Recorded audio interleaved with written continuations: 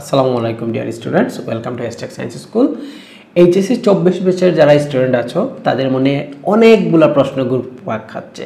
তো আমার আজকের এই ভিডিওটা শুধুমাত্র এইচএসসি 24 ব্যাচের স্টুডেন্টদের জন্য।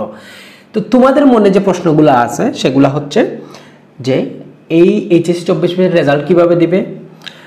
অনেকে অনেকগুলো পরীক্ষা দিয়েছো, অনেকে অনেকগুলো পরীক্ষা এখনো বাকি ছিল, সেই পরীক্ষাগুলো অলরেডি বাতিল করা হয়েছে। তো রেজাল্টটা কিভাবে দিবে, যারা পরীক্ষাগুলো দিয়েছো তাদের যদি পরীক্ষা খারাপ হয়ে থাকে তাহলে তোমাদের ফেল আসবে কিনা। আর অনেকের মনে প্রশ্ন আছে যাদের হচ্ছে গিয়ে এসএসসিতে রেজাল্ট খুবই খারাপ ছিল কিন্তু এইচএসসিতে অনেক ভালো প্রিপারেশন ছিল, তাদের কি অনেক বড় ক্ষতি হয়ে গেল কিনা। এই প্রশ্নগুলোর উত্তর আজকে আমি তোমাদের দিব।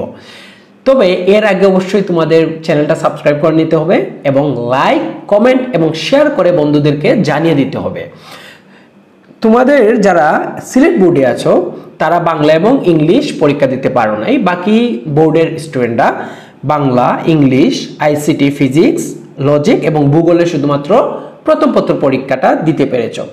তো এখন প্রশ্ন হচ্ছে, প্রথম প্রশ্ন, এই পরীক্ষাগুলোর খাতা কি দেখা হবে কিনা।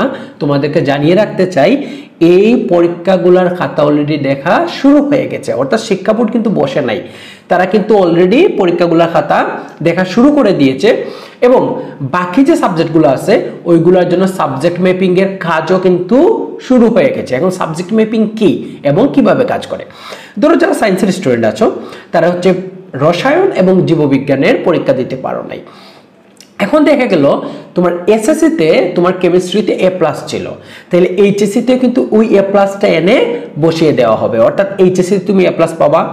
বায়োলজিতে ধরো তোমার এসএসসিতে A ছিল, এইচএসসিতে তুমি কি পাবা, A পাবা। এখন তোমার মনে প্রশ্ন আসতে পারে, এই যে 3 নম্বর যে প্রশ্নটা তোমাদের বলেছিলাম যে আমার এসএসসি কেমিস্ট্রিতে আমার ভালো রেজাল্ট হয়নি কিন্তু আমার এইচএসসিতে ভালো প্রিপারেশন ছিল, তাহলে এটা কিভাবে বোঝা যাবে ভালো প্রিপারেশন ছিল? ওই যে তুমি যে এক্সামগুলো দিয়েছো এইটা দিয়ে বোঝা যাবে। অর্থাৎ তোমার যে 7টা এক্সাম তুমি দিয়েছো ওইগুলোতে যদি তোমার খুবই ভালো রেজাল্ট হয় তাইলে কেমিস্ট্রি এসএসসিতে যদি তোমার খারাপ রেজাল্টও থাকে তোমাকে কিন্তু ভালো জিপিএ দেওয়া হবে এইচএসসিতে। কেন? কারণ শিক্ষা বোর্ড কিন্তু এক্ষেত্রে বলেছে যে তারা শিক্ষার্থীদেরকে সর্বোচ্চ সুবিধা দিবে। সর্বোচ্চ সুবিধা বলতে কি, যদি কারো ধরো সিলেট বোর্ডের ক্ষেত্রে বাংলা ইংলিশ পরীক্ষা হয় নাই, বাংলা ইংলিশ এসএসসিতে খারাপ হয়েছিল, তাদের কিন্তু জেএসসি রেজাল্টটা দেখা হবে। অর্থাৎ তোমাদের সর্বোচ্চ যতটুকু সুবিধা শিক্ষা বোর্ড দিতে পারে সেই সুবিধাটা তোমাদের দিবে।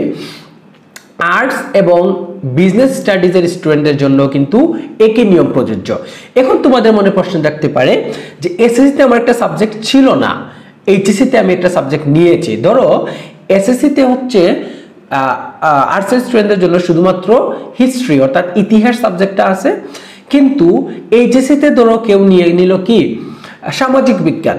এসএসসিতে তো আর্টসের স্টুডেন্টদের সামাজিক বিজ্ঞান ছিল না, সামাজিক বিজ্ঞান বা সমাজকর্ম সাবজেক্টটা নিয়ে নিল, তখন কি হবে, তখন ওই যে এসএসসিতে যে ইতিহাসের জন্য যে রেজাল্টটা হয়েছিল ওইটাই কিন্তু এইচএসসির সমাজকর্ম বা সামাজিক বিজ্ঞান অথবা ইসলামের ইতিহাস যে সাবজেক্টটাই তুমি নিয়ে থাকো ওই সাবজেক্টের জন্যই দেওয়া হবে।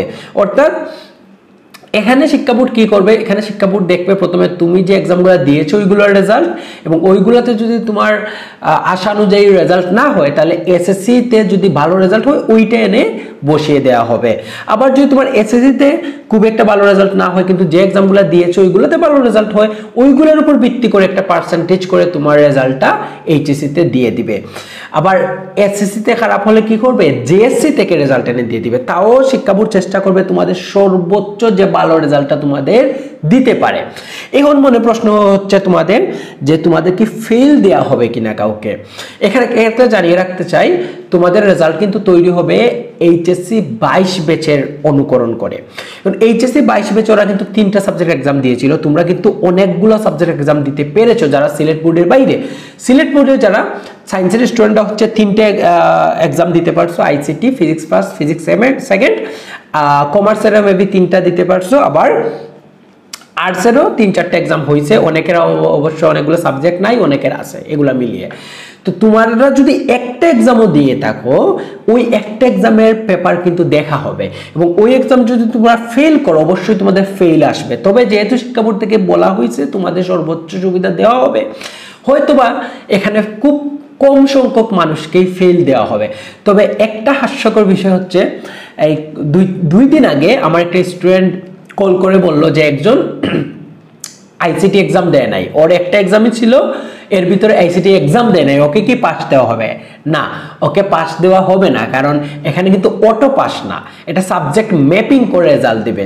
এটা কিন্তু কখনোই অটো পাস না, সবাই যে পাস এটা না, যেহেতু এক্সাম হয়েছে ওই এক্সামের উপর ভিত্তি করেই তোমাদের রেজাল্টটা দেওয়া হবে। এই ছিল তোমাদের মনে যে প্রশ্ন ছিল, সেই প্রশ্নগুলোর সমাধান। এরপরেও যদি আমরা সামনে কোনো তথ্য জানতে পারি শিক্ষা বোর্ড থেকে, সেটা অবশ্যই তোমাদেরকে জানিয়ে দিব।